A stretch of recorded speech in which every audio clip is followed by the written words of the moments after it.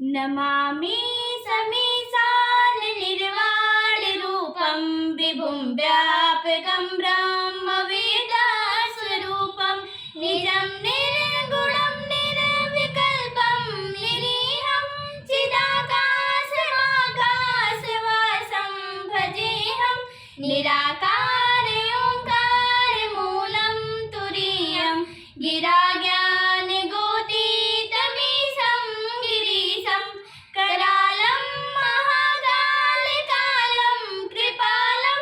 गुणागारसंसारपारं नतोऽहं तुषाराद्रिसङ्काशगौरं गम्भीरं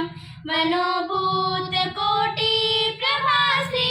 शरीरं स्फुरन्मौलिकल्लोलिनी चारुगङ्गा लसद्धालिमालेन्दुकण्ठे भुजङ्गा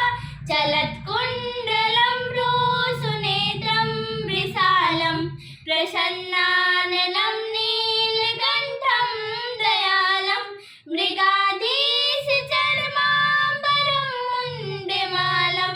प्रियं शङ्करं सर्वनाथं भजामि प्रचण्डं प्रकृष्टं प्रगल्भं परेशम् अखण्डं अजं भानुकोटिप्रकाशं त्रयः शूलनिर्मूलनं शूलपाणिं भजेऽहं भवानीपतिभावगम्यं कलातीतकल्याणकल्पान्तकारी सदा सच्चिदानन्ददाता पुरारी चिदानन्दसन्दोहमोहापहारी प्रसीद प्रसीद प्रभो मन्मथारी न यावतु मानादिपादारविन्दं भजन्ति हलोके परिवानराणां न तावत् सुखं शान्ति सन्तापनाशं प्रसीद प्रभो सर्वभूताधिवासं न जानामि योगं जपं नैव पूजां नतोऽहं सदा सर्वदा शम्भुतुभ्यं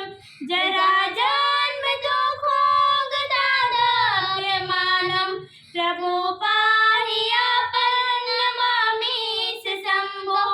रुद्राष्टकमिदं प्रोक्तं विप्रीडहर्तोऽस्यै ये पठन्ति नरा भक्तां तेषां शम्भुः प्रसीदति। हर हर महादेव।